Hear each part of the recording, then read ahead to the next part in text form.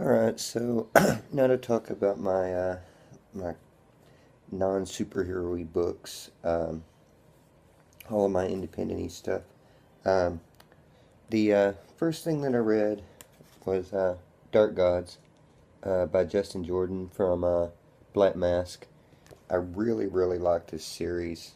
The art in it's pretty top. Um, Basically, this is just all of your monster stories all kind of rolled into one. Uh, it's a little bit like the spread. Whenever I was reading this, Justin Jordan also writes a spread, and whenever I was reading this, uh, like this in particular, I don't know whether or not you can really see that, but it really reminded me a lot of the spread. Um, but unlike the spread, you really know what this is. It's just like this group just evil. Uh, Put into bodies, and it's pretty sweet. Follows our two heroes here, and then at the end, ooh, that's really dark. Um, at the end, they get rescued, and they find out that there's apparently this team that is out there called Storm Group that is going to help them to fight these monsters. And yeah, that's really good. Uh, It's actually from Avatar. That's not from Black Mask. Huh. I feel silly now for tweeting to Black Mask. Thanks for Dark God. Um, but yeah, crazy good. Um, Read The Woods from Boom. Uh, the more and more that I read of this, the more and more that man, that's just so freaking pretty. Uh, the more and more I think that this play thing, something happened that night, which involves all these people. In some ways, something happened on that night of the play that put these things in motion because they keep going back to this whole night at the play, the Midsummer's Night Dream thing. And maybe I should read Midsummer Night Dream. Maybe that has something to do with this story here. But uh, yeah, so anyway, find out really kind of what's going on with this planet a little more. Who these barbarian people are. There was a lot of information on what's going on in this issue, which was pretty cool because they've been giving us information, but it was really nice to just uh, kind of like it was a good pausing point. Now they're ready to move the story. Now that we are really know these characters. Uh, I read the names from Vertigo. Uh, this number issue 4 of 9. Uh, Industrial espionage story.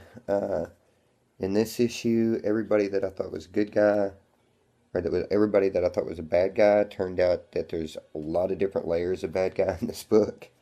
Um, you know, all these people um, that are chasing our heroes. Um, they apparently are fighting amongst themselves also. Uh, and I really liked the surgeon character all the way through this, but he was really good in this issue. He got a little more dialogue, just a little more backstory on him. And the last page of this book was just freaking hilarious to me.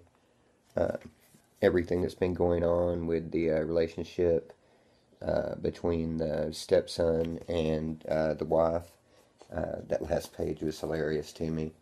Um, I don't know a lot of people that are reading the names, but that's a Peter Milligan series from Vertigo, and it's really pretty good. One of the things that I really look forward to. Also, read Low. I'm not sure how much I like this story and how much that I just like how freaking pretty that this book is. This book is just freaking gorgeous. Uh, the story is really good. Uh, I'm kind of at some points it really um, I get a little bored with the story. Um, I really want this mom to and the son to you know get a little bit of what it is they want. I kind of want them to get away from this whole pirate thing that they're in and actually get out there looking for this probe and getting to the new Earth thing that they're headed towards.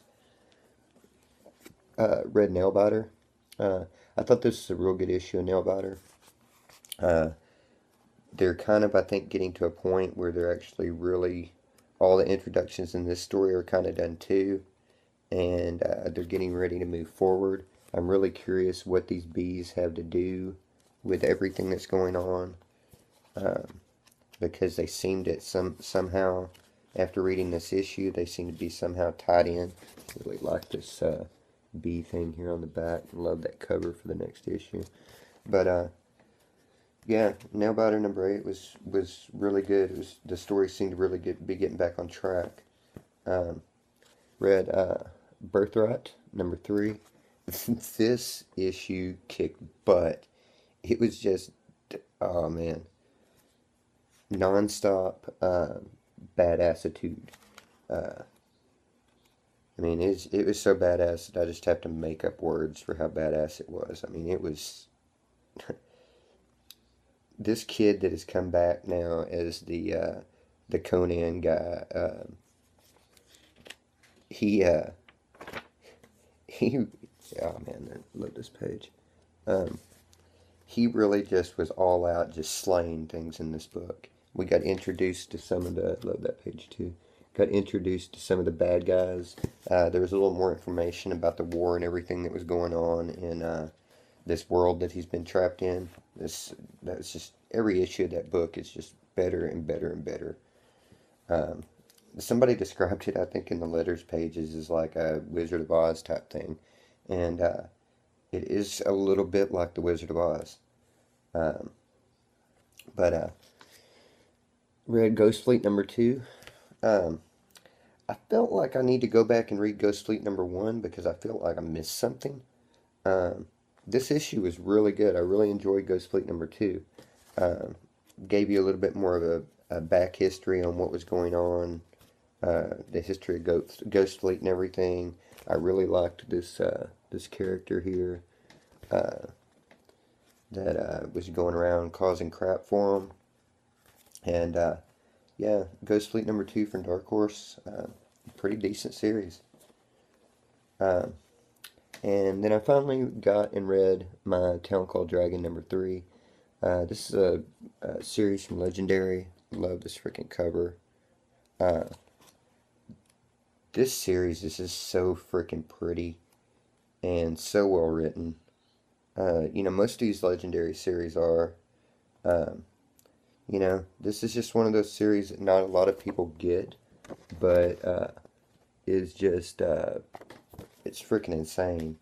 Uh, Basic gist of it is that there's this town called Dragon, Colorado, where like hundreds of years ago, the last of the dragons, the um Eric the Viking, not Eric the Viking, that's a movie, I think, but uh, one of the famous Vikings came over and brought this egg to the United States and buried it in this faraway land up in this cave.